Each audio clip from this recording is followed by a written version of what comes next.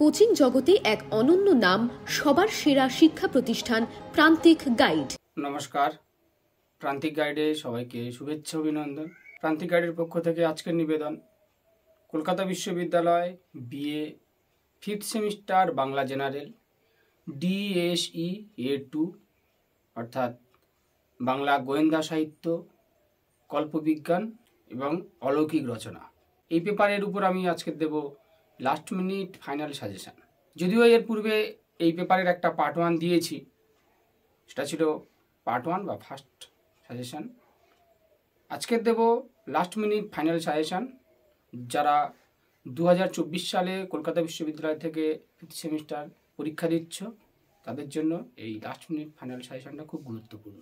যেগুলো বলবো তোমরা খাতায় লিখে নেবে, আর যারা খাতায় লিখে রেখেছো তারা অবশ্যই স্টার মেরে নেবে। প্রথম থেকে শেষ পর্যন্ত ভিডিওটা খুব মনোযোগ দিয়ে দেখবে এবং আমি যেগুলো বলবো সেগুলো খুব মনোযোগ দিয়ে শুনবে।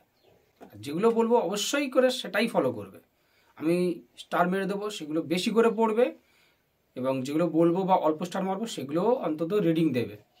আর অবশ্যই করে তোমাদের কাছে অনুরোধ, তোমরা টেক্সটটা পড়বে। টেক্সট যদি পড়ো কোনো সাজেশান প্রয়োজন পড়বে না, কোনো নোটসের প্রয়োজন পড়বে না। কারণ এই পেপারটা সব থেকে বেশি নাম্বার পাবে যারা ভালো পড়াশোনা করবে, এবং কেউ ফেলও করবে না। সব থেকে বেশি নাম্বারও অন্যান্য পেপারের তুলনায় এই পেপারে বেশি পাবে। এবং যারা অল্প পড়াশোনা করে তারা এটুকু নিশ্চয়তা আমি দিচ্ছি তাদের জন্য, তারা কেউ ফেল করবে না। একটা স্টুডেন্টও কেউ ফেল করবে না, করেও না। এবার কেউ যদি একদম কিছু না লেখে তখন ব্যাপারটা আলাদা, কিন্তু যদি টেক্সটটা অন্তত পড়ে, একটু যদি পড়াশোনা করে, একটু যদি কেউ পড়াশোনা করে, এই পেপারে সে অন্তত 20 পেয়ে যাবে।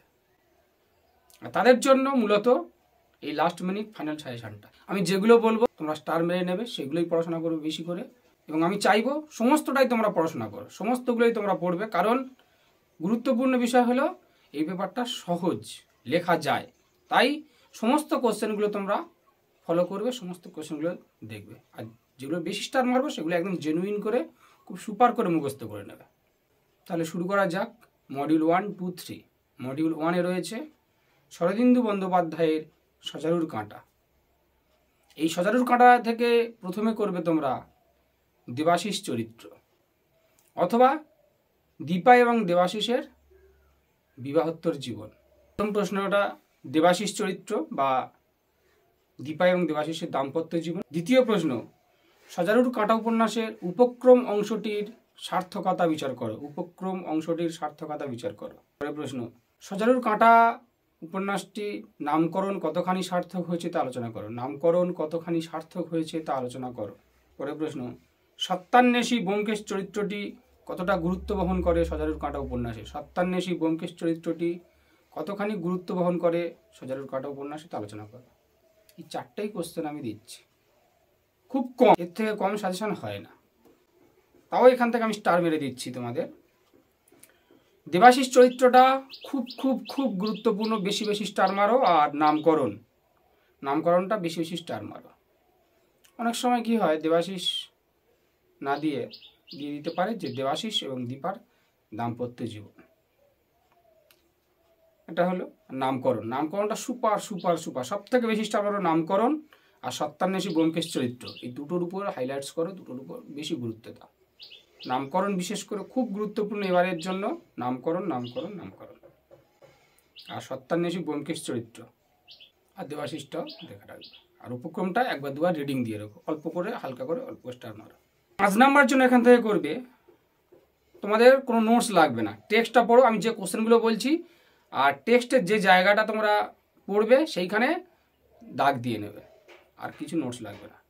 নৃপতি লাহা প্রবাল চরিত্র বা খল চরিত্র, এটা একটু দেখে রাখো। প্রবাল চরিত্র বা খল চরিত্র। সজারুর কাঁটার আঘাতে দেবাশিসের মৃত্যু না হওয়ার কারণ কি?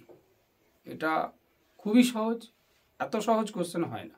প্রশ্ন করবে সজারুর কাঁটায় কাদের কিভাবে মৃত্যু হয়েছিল, কাদের কিভাবে মৃত্যু হয়েছিল তা আলোচনা করো। ব্যোমকেশ কিভাবে অনুসন্ধান করেছিল যে প্রবালই আসল অপরাধী। ব্যোমকেশ কিভাবে অনুসন্ধান করেছিল যে প্রবালই আসল অপরাধী। অজিত চরিত্র, সুজন মিত্র, বিজয় মাধব। প্রবাল কতজনকে খুন করেছিল, শুধু এইটুকু করে লিখলে হয়ে যাবে। 5 নাম্বার মানে 1 পেজ থেকে 1.5 পেজ লিখলে হয়ে যাবে, এবং যাদের টেক্সট পড়া থাকবে তারা ভালো করে নামাতে পারবে গল্প করে। কপিল বোস এবং দেবাশিসের বিবাহোত্তর জীবনযাত্রা কেমন ছিল, আর তাদের দাম্পত্য জীবন কেমন ছিল লিখতে হবে। এই গেলে তোমাদের সজারুর কাঁটা থেকে। নামকরণটা খুব ভালো করে করো, আর এই 5 নাম্বার যেগুলো বললাম এগুলো একটু দেখে রেখো। টেক্সট পড়া থাকলে মোটামুটি হয়ে যাবে। এবারে যাব প্রফেসর শঙ্কু সত্যজিৎ রায়। শঙ্কুর চরিত্র খুব গুরুত্বপূর্ণ। শঙ্কুর চরিত্রটা করো। এখানেও টেক্সট, এই পেপারটা আগে বলেছি যে টেক্সট খুব গুরুত্বপূর্ণ। টেক্সট তোমরা খুব ভালো করে পড়বে। শঙ্কুর মহাকাশ অভিজ্ঞতা, মহাকাশের দূত করবে, মহাকাশের দূতটা ভালো করে পড়বে। বিষয়বস্তুটা আর কি, মহাকাশের দূত গল্পের বিষয়বস্তু বা দূতের পৃথিবীতে আসার কারণগুলি আলোচনা করো, সেই একই। শঙ্কু ও ফ্র্যাঙ্কেনস্টাইন, বোমজাতের ডায়েরি, শঙ্কু ও ম্যাকাও, হিপনোজেন কথার অর্থ কি, হিপনোজেন গল্পের কাহিনীটি বিবৃতি করো। এইগুলো 10 নম্বরের জন্য। 5 নম্বরের জন্য করবে রবুর বর্ণনা, এভলিউটিন, তারকখুড়ো, আদিম মানুষের পরিণতি, মঙ্গল গ্রহের বর্ণনা, ফ্র্যাঙ্কেনস্টাইন চরিত্র, একদিনে অবিনাশবাবু আমার বৈজ্ঞানিক প্রতিভাটা স্বীকার করলেন। এগুলো হচ্ছে তোমার 5 নম্বরের জন্য। এখান থেকে স্টার মেরে নেবে বেশি করে। শঙ্কু চরিত্র বেশি বেশি স্টার মারো। শঙ্কু ও ম্যাকাও, হিপনোজেন, শঙ্কু ও ম্যাকাও, হিপনোজেন, এই 3টে সুপার করে স্টার মারো। আর মহাকাশের দূতটা তারপরে অল্প স্টার মারো, আর শঙ্কু ও ফ্র্যাঙ্কেনস্টাইনটা তার থেকে অল্প স্টার মারো। বেশি বেশি স্টার মারো মোটামুটি শঙ্কু চরিত্র, শঙ্কু ও ম্যাকাও আর হিপনোজেন। টেক্সট ভালো করে পড়বে, গল্পের বিষয়বস্তুটা জানা থাকলে নিজে থেকেই যত পারবে তত লিখবে।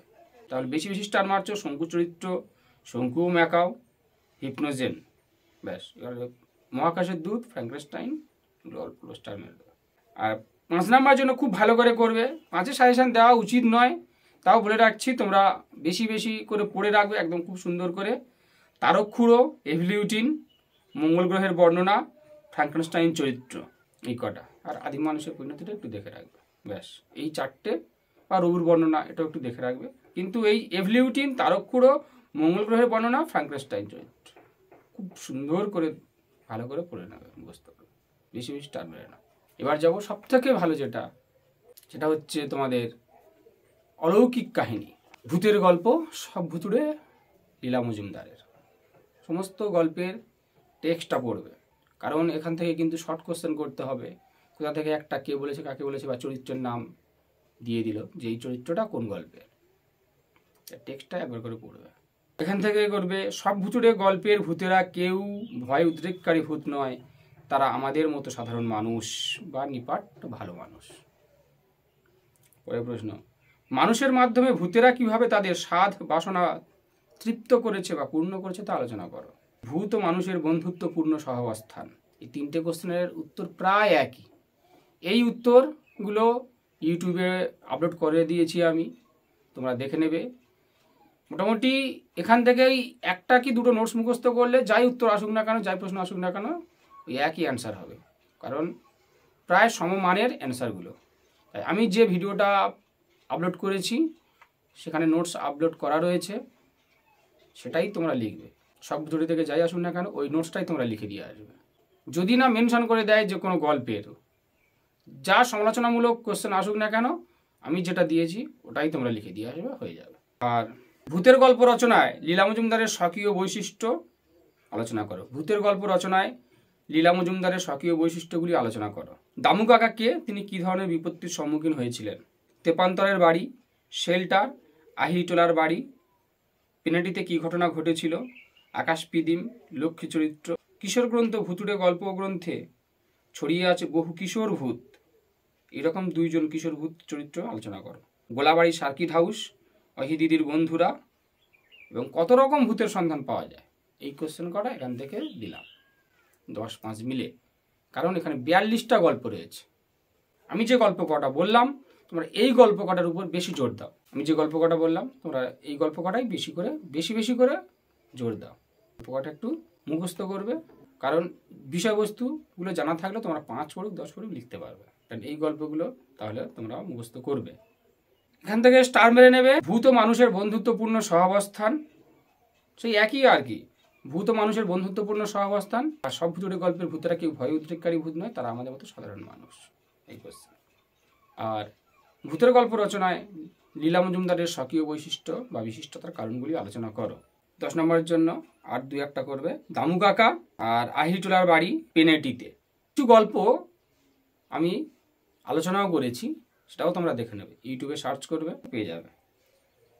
তোমরা তাহলে আহিরটোলার বাড়ি পেনেটিতে দামু কাকা এই কটা মোটামুটি করবে। আর যে কোনো দুটো গল্প দেখো কিশোর ভূত রয়েছে এমন দুটো গল্পকে তোমরা মুখস্থ করো। গল্পগুলো একবার কি দুবার পড়বে, তারপর একটু ভাববে, ভেবে তোমরা সেটাই লিখবে। কারণ এখান থেকে একটাও কোশ্চেন কেউ ছাড়বে না, ছাড়েও না। সব থেকে বেশি নাম্বার পাবে এটাই, আর এটা কেউ ফেলও করে না। তাছাড়া যেগুলো বললাম আর যে গল্পগুলো রয়েছে, তেপান্তরের বাড়ি বা শেল্টার, আকাশ পিদিম, লক্ষ্মী, গোলাবাড়ি সার্কিট হাউস ও দিদির বন্ধুরা, এই গল্প করার উপর জোর দাও। 5, 10 যাই আসুক না কেন পেরে যাবে। 42টা গল্পের সমস্ত গল্প মুখস্থ করার দরকার নেই, আমি যে কটা বললাম সে কটাকেই তোমরা জোর দাও। আর অন্যগুলো একবার করে পড়ে রাখো, একবার করে রিডিং দিয়ে রাখো, একবার করে সময় বের করো, অনেকটা সময় পেয়েছো, একবার করে রিডিং দিয়ে রাখো, তাহলে হয়ে যাবে। আবারও বলছি, এই সব দুটো গল্পগ্রন্থ থেকে যে নোটসটা আমি দিয়েছি সেই নোটসের বিকল্প কিছু হবে না। তোমরা সেই নোটসটাকে ফলো করো, যাই আসুক না কেন ওটাই লিখে দিয়ে আসবে, নাম্বার পাবেই পাবে। আর পরবর্তী সেমিস্টার থেকে যারা অনলাইন ক্লাস করতে চাও, অনলাইন ক্লাস করতে ইচ্ছুক, অবশ্যই যোগাযোগ করবে স্ক্রিনে এবং ডিসক্রিপশন বক্সে দেওয়া ফোন নম্বরে। খুব স্বল্প পারিশ্রমিকে তোমাদের ক্লাসের ব্যবস্থা করে দেবো, নোটস পেয়ে যাবে, চিন্তা করতে হবে না। তাই অবশ্যই যোগাযোগ করবে।